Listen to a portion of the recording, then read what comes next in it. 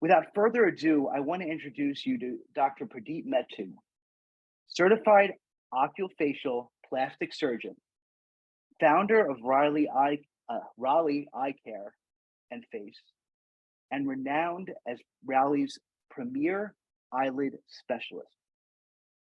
It is also important to note that in addition to being a raving fan, Dr. Mettu provides guidance to our staff, including training and development of our healthcare virtual assistants.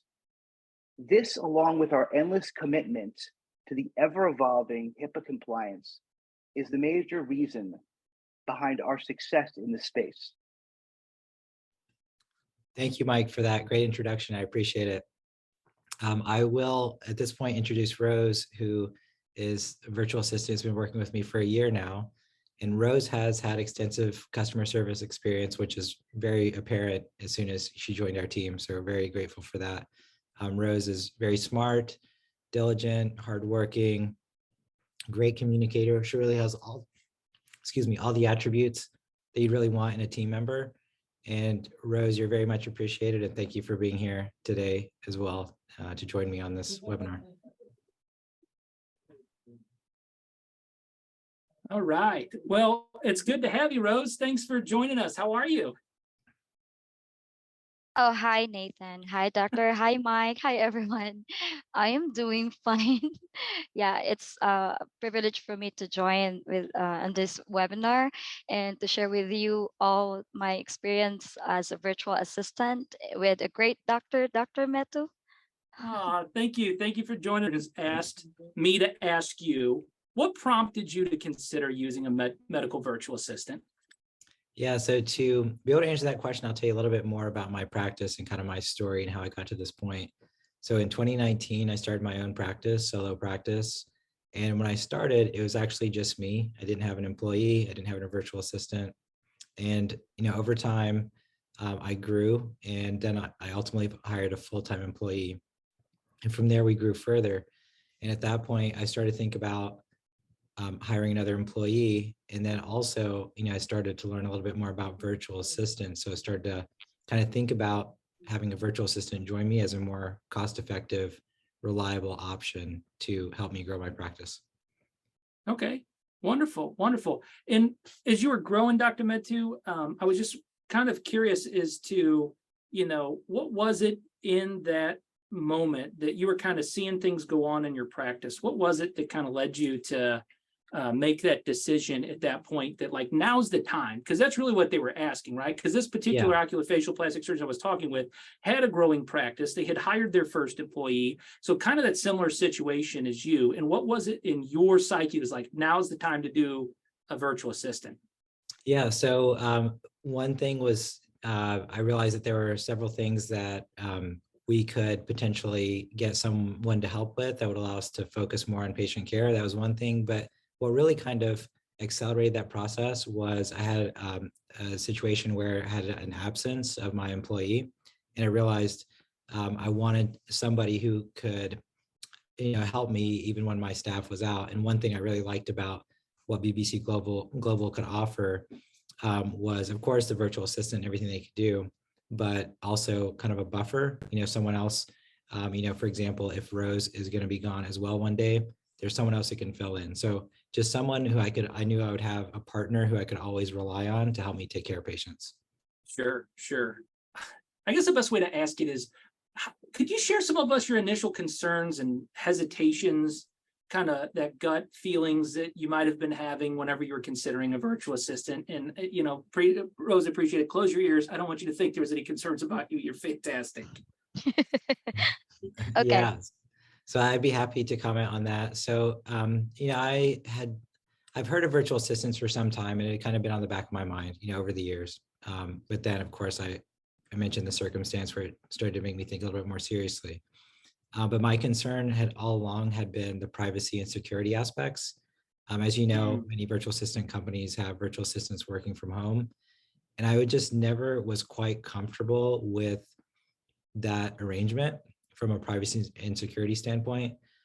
So then when I came to learn, about the BBC Global approach with the work being done in a centralized office where there are managers on site, that the internet, the hardware, the software, all of that is arranged by the company, and when the company provides oversight, and just all the things that are done to be a HIPAA compliant partner. That's really when I started to take the idea of getting a virtual assistant much more seriously, because that, what BBC Global does in that regard really addressed that concern for me. So I work for BBC Global, so I know all about our HIPAA compliance. In fact, we did a whole webinar on our HIPAA compliant aspect. What kind of things did you do to uncover to ensure that we were HIPAA compliant for you? Like, what were you looking at? Yeah, well, for one, the work being done in an office is, fantastic because it's secure. The hardware is controlled, the software, it's not an individual acquiring those things, per some checklist. So that was great. All of the firewall, et cetera. I think I did watch the HIPAA webinar. I think they did a great job of really covering all of that. But even all the way to, from the fact that anyone who works there, their phones, for example, are put away. From top to bottom, just everything's done the right way. And so that when I learned about all of those things, I could tell that the approach that the company was taking was really in line with the kind of security and privacy that I would want. So that's really what resonated well with me. Awesome. So, all right. So you had some initial concerns about HIPAA. Then you kind of checked into what our process was and kind of verified what we did that kind of made us HIPAA compliant. And that was important. There was some concerns initially. It sounds like just about whether VA was going to be able to do the job or not. And then you go through the process and you start talking with BBC Global Services, trying to make your decision. What ultimately led you to make the decision to have a VA?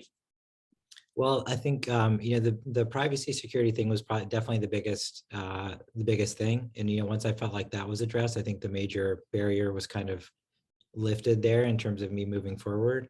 But just kind of taking a step back and look at it more broadly, something that just kind of tipped in favor, of course, it's a very cost-effective solution, but it's also one that something that we may not readily think about is we're getting really great quality service. Rose is fantastic. She does so much. And at the same time, there's not any hard resources that I have to worry about supplying, even from something as the space itself here in my office to computer, phone, et cetera. It really was a big benefit that all of that is taken care of and provided for by BBC Global. But again, from my perspective, the fact that Rose is in an office doing the work was very valuable for me. That's fantastic. Yeah, I mean, and that's really what we strive to be and do. And so we're going to make sure that the team member has an office, that they follow HIPAA compliant rules, that those things are just part of our internal deal. But it's also got to be a smooth process for picking your VA or finding your VA or recruiting or searching for your VA. And so we want to make sure that we make that experience kind of smooth and easy for people. But what was your experience like with finding Rose? Because I mean, she's a diamond in the rough. She's fantastic. What was your experience with, how did that come about? So initially, early on, I expressed kind of my preferences and what my needs were. And then from there, I got some information, like a resume, essay with typing assessment, some like recorded interviews to review, kind of basically like a packet of information for various candidates. And then from there, I was able to review the information and then ultimately decide who I wanted to interview in real time. And, then of course, went through that process. I interviewed Rose, and then, the rest was history. So here we are now. Yeah. So it sounds like, just a very standard, our process is very standard to what you would deal with an internal recruiter in the US. We just happen to do that same process internationally, and we go through a whole vetting process ahead of time for you just to make sure that the people that we're passing along are qualified quality candidates. And then ultimately you're selecting the right person for your practice. Was there anything that you were specifically looking for in a candidate that kind of was like, that could give the people that are watching the webinar now, like Maria, or those on the replay, any information you could give them that would help them in choosing their VA? Yeah, I think everyone's going to have different preferences, different requirements or certain things they're looking for. Some might be looking for certain experience within the healthcare industry, like insurance or whatever the case may be. For me, that wasn't important. It was really customer service, having somebody who had great customer service skills. And I could tell that, and communication skills, and I could tell that immediately, when connecting with Rose. So I think just communicating, thinking about thoughtfully about what any preferences are and communicating that to, whoever is helping with that process is important in helping kind of get matched up with the right person. Yeah. And Rose, I want to just ask you a quick question, because you've been on and been so patient and waiting for an opportunity to speak. And so I just want to make sure I bring you into the conversation to ask you, how was your onboarding experience coming to work for BBC Global Services? Um, at first, by the way, this is my first time working as a healthcare virtual assistant. During onboarding, I was so happy. I was so excited because knowing that, oh, I am going to use my skills in communicating other people, most especially on the other side of the world. Yeah, and since day one up until today, to be honest with you, I am very excited. Like, just every day, I just make it normal, and I just take it seriously. Most especially doing my task every day, and I am also very happy because Dr. Met is very open, and he always accepts suggestions because he always asks me what can you say about this, and then we are going to put this into action. Yeah, and so we have the great teamwork. I just wanted to let you know, guys. Oh, I love that. I love that answer. So then Dr. Mettu, once you decided on Rose, there's an onboarding process to get the VA started, to make sure that they work well within your practice. How was the onboarding process for getting her started? Yeah, so after, the BBC Global team did the initial kind of training, we, set up our systems in place to get Rose on board. So that includes, the EMR, VoIP software, like the web-based access, and an extension on the phone tree, Google Suite. Those are the three big things that we use to collaborate with each other. So once we got those in place, then we, in the Google workspace, we have a shared drive where we have a lot of our office protocols, policies, et cetera, like basically step-by-step guides on how to do the various things that need to be done. And actually, when Rose joined, they were not nearly as good as they are now, because just like she was saying, she has added and enhanced our processes. So with suggestions, feedback, we make adjustments to how we do things. So, but we did use those initially in training, as a resource. And then we would use Google Meet, have signed a BAA with Google. So we do Google Meet with screen shares to initially kind of demonstrate that. And Shayla, who works with me, did a great job basically getting Rose up to speed on the various things that we wanted her help with. And it's been, a dynamic process, and as mentioned, in terms of kind of updating some processes, protocols, screenshots. And Rose has been great about, when she would do something, saw a place to make it better, to figure out how to do that, and then communicating that with us. And then just progressively, Rose learned all the various tasks in that same manner. And, as needed, we'll still collaborate with, we'll hop on a quick Google Meet if needed. Doesn't come up as often. We have GChat, et cetera. So, but the initial process, that's kind of how it unfolded. Wonderful, wonderful. So you're talking a lot about the different, so she has you have a process document for all of your different tasks that are shared with Rose. What are some of those tasks that you have Rose doing for your practice? I mean, and this isn't just my question, okay? Again, when I was at the conference with the occupational plastic surgeons, and we were talking about VAs, they said, will you please ask Dr. Mettu, not like, hey, she does insurance verifications for me. Okay, that's one thing, and we can understand what that is. What are some other things that Rose does for you as far as tasks go? Yeah, she does a lot. And really everything that can be done remotely, she does. And Rose, I'm probably going to miss some things here as I try to list them off so that you can chime in if, with whatever I miss. But from scheduling appointments, incoming referrals, outgoing referrals, scheduling surgery, CT scans, MRIs, getting authorization for all those things, confirmations, contacting with the patient themselves or just letting referring doctor's office know patients are scheduled. She pre-charts, follows up on denied insurance claims. You mentioned insurance, like verification of benefits, eligibility. She does that.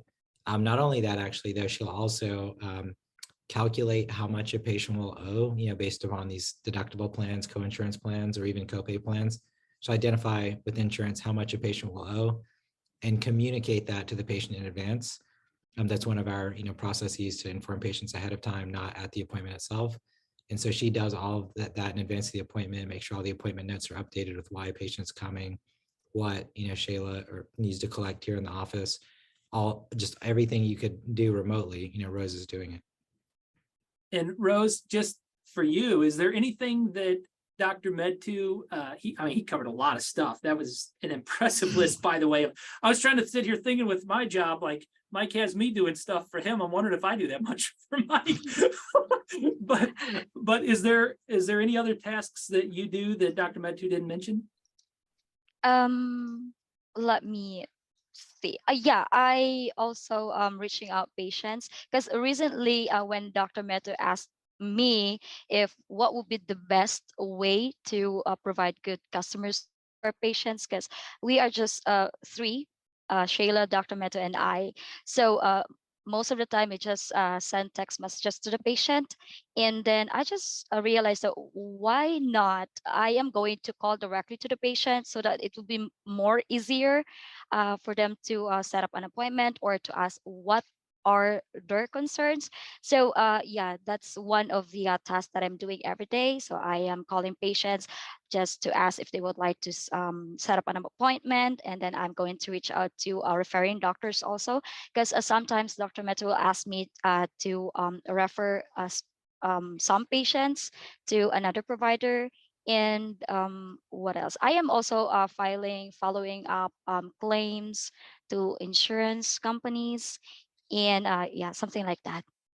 Awesome, wonderful. So then you obviously have to have access and utilize his EMR system. So, I've had lots of questions about how does that work? How do you interact? How do you learn the EMR system? So how were you able to learn the EMR system and the other office systems? Like, how did that come about? Yes. By the way, prior to my training, after my final interview with Dr. Mettu, I did my self research because it's quite challenging, and I am not familiar with EMR. But then I was able to learn and understand it during my training with Dr. Mettu and Shayla, and they taught me a lot, how things work in keeping the patient's records, how to be more careful in providing information due to confidentiality. And to be honest, it was very hard for me at first because I don't have any experiences in this field, healthcare, knowing this is medical, and I graduated in marketing management. I am more on business, so this is new to me. So I always keep in mind that everything can be learned. So slowly by slowly, I started to understand how it works. And of course, because of Dr. Mettu and Shayla's patience with me, it helped me discover the things I'm capable of. And after days and weeks of training, I was able to do my tasks, my daily tasks. And now it's easy for me to handle things. But of course, I always consult Dr. Mettu if ever there are information that I am not familiar with, to avoid providing wrong information to the patient. And also, I always accept feedback from Dr. Mettu. That's fantastic. Thank you very much for that answer, because question that I got, one of the things, Dr. Mettu, that they asked over and over again, person after person, was how do you communicate effectively with your VA? Like, what do you do? Before I answer that, I'll just chime in. It was interesting to hear your perspective, Rose, because from my standpoint, you learned, very quickly and did a great job. Thank you. So yeah, it was a great, you did awesome, and you're continuing to do a great job. So the question is, how do we communicate? Is that? Yeah. Since she's in the Philippines, how do you guys communicate on a daily basis? So we have a few ways we communicate. The first is I mentioned the kind of Google workspace that we have. And so we have our three, there's three of us that are part of the team. So we have a chat that's active that we will use, usually for not patient specific stuff, just more general conversation. You know, like for example, I was running late to the surgery center today, and I was coming from somewhere else, just put a quick message in the chat and asked, one of them to call. So things like that, we'll just communicate just to let the surgery center know, like I'm running late, for example.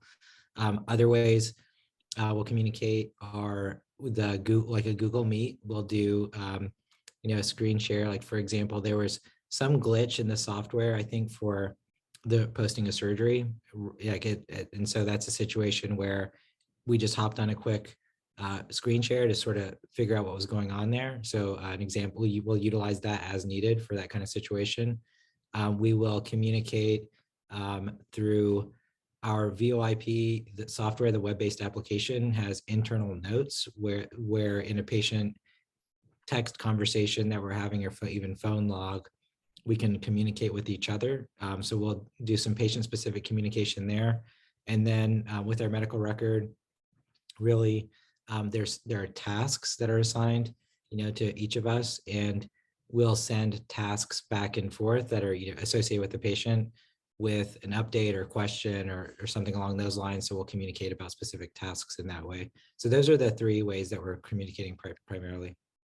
All right. So I got the first two was Google, like a Google Hangouts or Google Messenger. Mhm. Then the second one was Google Meets, being able to share your screen and do stuff. What was the third way that you said for everybody? Our VoIP web-based software like access, where basically it's like an inbox where we have a patient in rows. We'll basically make sure all the patient's name and everything is saved there, but it's like an inbox. And so we can see a patient communication, incoming, outgoing, et cetera. And under that patient's a communication thread, if there's a question, let's say, or a great example is a post-op patient texts a photo for me to look at. Rose will alert me to that photo by, she can page me on that message, alert me that there's a question or something to review. So that's a great way that we communicate in a patient-specific manner on that aspect of it. Wonderful, wonderful. There's also a stigma out there, and I don't know how to shatter the stigma without asking the question directly. And I hope this isn't offensive to Rose because she's got beautiful English, but I want to ask the question directly in the kindest way I can. How have your patients reacted to interacting with Rose? That's one of the reasons why we wanted to bring Rose on camera, and so everybody could see and interact with Rose and understand how she communicates just in a meeting like this. But how have your patients received the utilization of clearly somebody that's not American English speaking, I guess is the best way to ask it. Yes. Yeah. Sorry, go ahead, Rose. You go. Yeah, I'm sorry, doctor. Yeah. I believe that question is for me, right? Yes, ma'am. Go ahead. Yeah. To be honest with you, it was quite challenging for me because, as I mentioned, I am living on the other side of the world. Yeah, every time patients would ask me, "Where are you located at?" At first, I was hesitant to, should I say in the Philippines or should I say, and I just say, "Oh, I'm just living on the other side of the world." Um, if you're familiar with Philippines, yeah, that's where you can find me. So so far for a year of being a virtual assistant, I never heard complaining. I never heard our patients complaining on how I communicate with them, most especially in setting up their appointments, providing the cost, and even telling them additional information that they need to know. I can say I am more confident on interacting with them because prior to this job, I've been working as a customer service for years, which really prepared me for this. And I always make sure I have a good communication with them.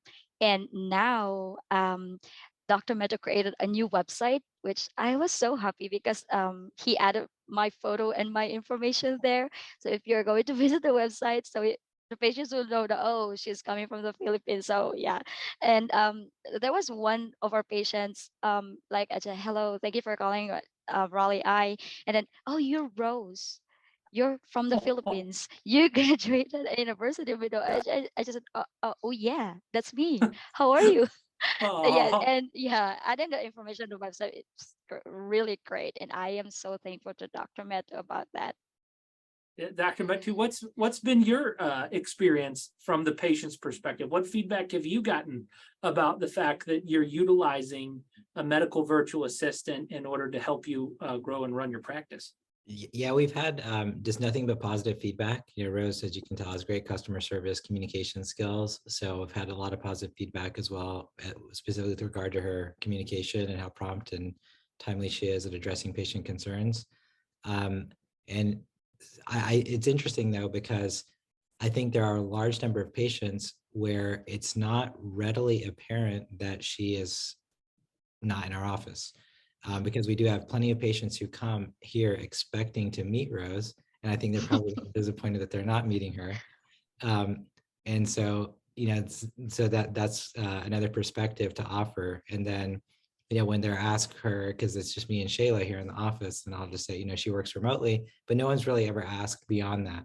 But of course, Rose is a valued member of the team. As she mentioned, she's featured on our website. We're so happy to have her as, part of our small team, but we're family basically. So Members that you've hired, what has been the impact of utilizing a medical VA in your day-to-day activities and overall patient care? Okay, do you have any like metrics or statistics or information or facts that you can share with everybody on what that did for your practice? Yeah, so from a business standpoint, I'm not one who like really makes projections or follows metrics. So I don't have that information, but I can tell you that overall, our patient care is far better because we can really focus on patients who are here in the office, because I'm confident that Rose can address everything else that's going on that needs to happen with the practice. So we can deliver better patient care on our end, and then overall we have a much better customer service experience because of what we're able to do in the office. But on top of that, what Rose is able to do with everything else that needs to happen to make the practice run smoothly. So it's made for, I think, a better patient experience, better patient care, smoother, day to day for me, and I think for all of us. So it's been really great. That's when we're not here. What advice would you give somebody that's considering hiring a medical VA? The true, real advice. Like, what would you say? I would say make a list of what your needs are, make a list of what your concerns are, and kind of put that down, type it up, and just kind of put that go through that mental exercise of generating those lists. And then as you're looking at options, see who's not only going to be able to address your needs but also your concerns. And then I think from there one can get a better sense of who might be a best fit in terms of who to partner with. Yeah, for sure. Rose, anything else that you'd like to share from working with Dr. Mettu and working for BBC Global Services? Anything else you'd like to share? Yes, definitely I have, because working with BBC and Dr. Mettu is a great privilege for me. So I would like to say, if you will join BBC, you'll have a great experience. If you would like to know how to interact with patients, how to process something that you never expect that you will have soon. So I can say that submission, obedience, and acceptance, if you be given a feedback from your client, is the key for you to enjoy your job. And then just enjoy yourself. That's it, because that's what I'm doing every day. I just enjoy myself.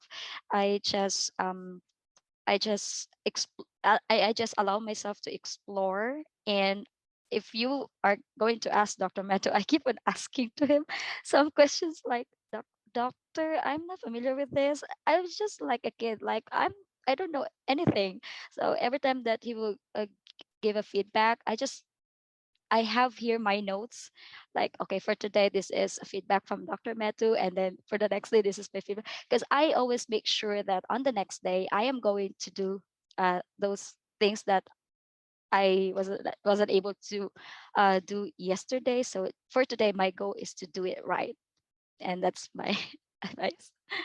Wonderful. This question is for Dr. Mettu. Dr. Mettu, it says here that so you have Rose doing all of these different tasks for you. And the question is phrased in such a way, I'm not going to read it word for word, but the question is phrased in such a way that do you ever feel that you've put too much on Rose?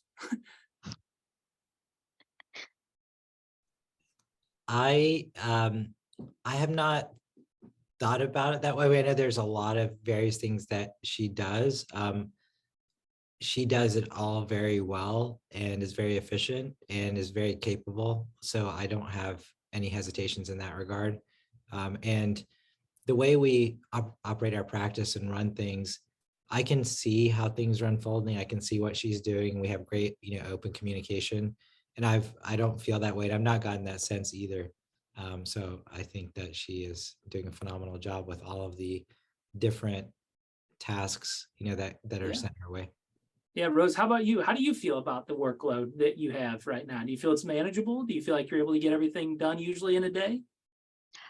Yes, it is manageable, by the way, because it's just a matter of time management. Because I am working for 8 hours, so I know I will be able to finish all the tasks given to me, and then and every time that Dr. Mettu will give me a task, I make sure that I'll do it immediately. So, and as what I mentioned, if I have questions, if I am not familiar with those things, so I'm going to ask Dr. Mettu or Shayla so that they could help me and yeah, make it on time. All right. Wonderful. Wonderful. I see another question coming in here, and I just want to get this one answered too. Yeah. So Rose is in the Philippines, which is opposite hours of the United States. So does Rose, do you work, Rose, during normal US business hours? How does that work? On my previous job, as a customer service, I used to work um on during this time, like the opposite time that you have there. So Yeah. yeah, so I just manage my time. At first it was very hard to adjust, to make an adjustment, because here in the Philippines it's just very challenging to live, because I know Mike was here. So and yeah, I just make it just, I always imagine myself like, okay, I'm in the US right now, so I have to change my mindset, change everything, like I'm in the US and tomorrow I'm in the Philippines I love after it. the shift. Here, Dr. Mettu, and this question's for you. What would what is your favorite part about utilizing medical virtual assistants? So I guess the way that they're phrasing this question is what is the biggest benefit that you see? If you had to sum it all, this entire conversation, this entire coffee talk up in one conversation, how would you summarize the benefit of working with BBC Global? Well, I think we're getting essentially Rose is fantastic, and through the partnership with BBC Global, we're able to get really high quality work that quite frankly, it's hard to find work of that quality here. So we found really high quality work that's hard to come by. It's cost effective. We are also BBC Global is providing the physical space, the hardware, software. So some of those logistics and just space considerations are addressed for us because of course space is at a premium as well. So we're getting all of these amazing benefits, and it's kind of cool actually to be connected to someone on the other side of the world and kind of have a connection that way. So it's been great, but that's how I would summarize it. It's high quality work, cost effective. Logistics are, it's like having essentially, it's very similar to having a full-time employee, but BBC Global is taking care of the payroll, benefits, all of those other aspects in logistics, supplies, hardware, software, et cetera. So it's amazing. It's an ideal situation.